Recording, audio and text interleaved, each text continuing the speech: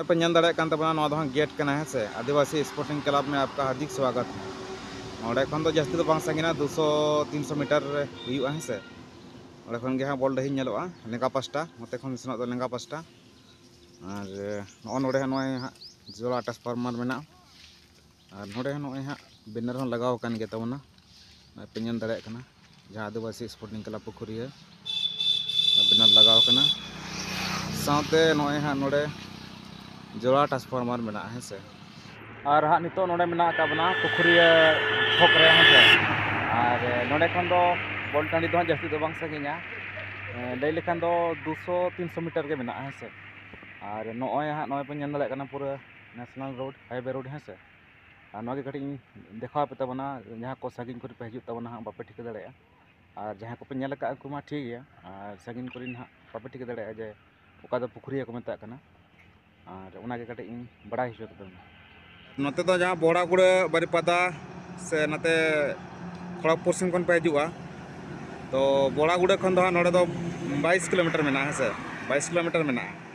बोड़ा गुड़े खन नोडे दो 22 किलोमीटर मेना और नते जहां हा धड़बंगल कपड़ा धड़बंगल तो टाटा लाइन हाँ है से अंते खन जहां को पे हजुआ तो धड़बंगल खन 22 किलोमीटर मेना चौंग को मेना के तो नोय पे ñan दाड़े का नोडे साड़े तो है से आपे पे टिके दाड़े तबना 4.5 लाख टका ना फुटबॉल खेल धमाका सपड़ाव का को आदिवासी स्पोर्टिंग क्लब पुखुरिया दिसम डाटू कुसु मंडी स्टेडियम पुखुरिया फर्स्ट प्राइज लेकाते मेना 2 लाख टका प्लस ट्रॉफी सेकंड प्राइज लेकाते मेना 1,50,000 प्लस ट्रॉफी थर्ड प्राइज लेकाते मेना 50,000 प्लस ट्रॉफी और फोर्थ प्राइज लेकाते मेना 50,000 प्लस ट्रॉफी और नवा खेल दो हुई कना झारखंड स्टेट ना पूर्वी सिंहभूम जिला जहां दो घाटशिला और बोड़ागुड़ा बराबरी मेना आतु पुखुरिया तो नोडे बन ñel दाड़ेआ अड़ी नापाय नापाय टीम मेना का कोआ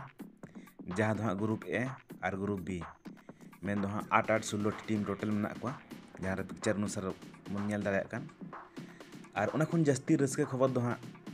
किंग पेसर टीम पटका उनको को हजु कना और उनको दो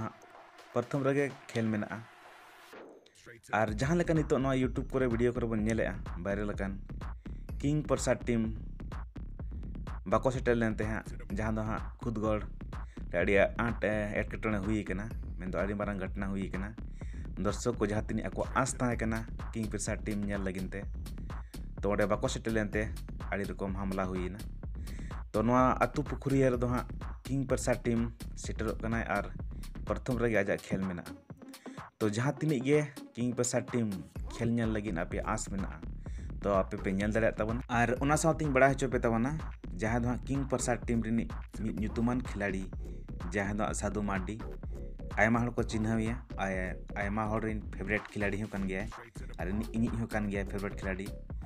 तो उनी दो हाँ बाय हजु कना जहां किंग प्रसाद टीम ते बाय खेल दाड़े कना तो जहां लेका वीडियो रे बन बड़ा का गया